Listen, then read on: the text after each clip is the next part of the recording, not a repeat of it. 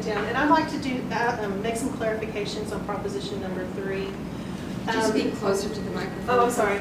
The qualifications will go into effect at the time of election. A question came up yesterday. What if an employee like myself were going to retire and still wanted to run for office? If I was not retired during the election but retired at the time of the election, would I be able to run? And the answer to that would be yes. The second issue that came up is dealing with what Ms. Grunstaff referred to as the conflict issue. The current language that was approved in the committee excuse me, is in conflict with state law. And I don't mean in conflict where it's opposing state law, it just adds additional requirements to state law. Under state law, a council member can actually receive money under a contract with the city, provided they disclose there's a conflict and they do not participate in the discussion or vote on the item and they fill out a proper affidavit.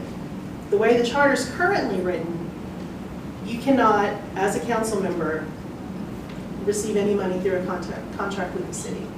So we need some clarification on which of those two directions you guys want us to go when we're drafting this language. You take a shot at it? Go ahead, ma'am.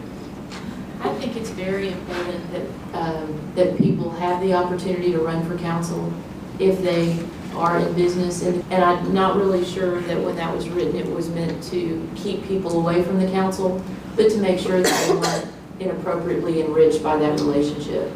If they have to recuse themselves from any discussion and not be associated with it at all, I would rather see more people feel like they can meet the requirements of council service than not.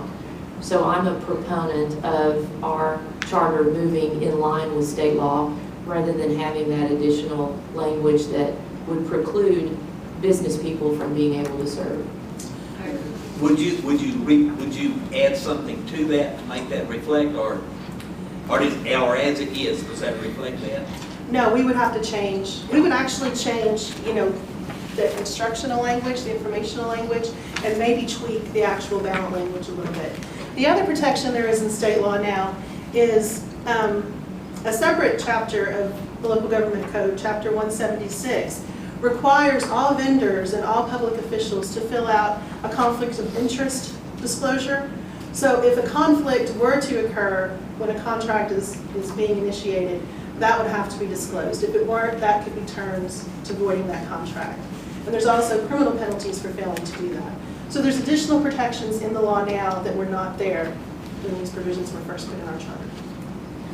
One of the things we talked about early on was the adequacy of the state law. If the state law is adequate to control based on our expectations, then why do we need anything locally to supplement that? The two sets of rules simply confuses and complicates, sometimes unnecessarily.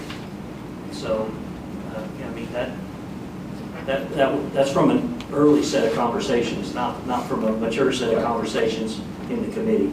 But we have dealt more than once with this conflict of interest business and the complexity that local rules combined with the state rules creates. So what you're saying is on some issues, there could be, absolute silence in the charter because you would just defer them to state law on any particular subject. That's correct. And on this particular issue, that's true. There's already state law provisions governing conflicts and governing disclosure of conflicts. So is that the clause that you would add that it would reflect state law? We would just remove those provisions Completely. from the language, and then we could say, disclose any conflicts in accordance with state law. Everybody happy with that? Yes. Clean. Okay.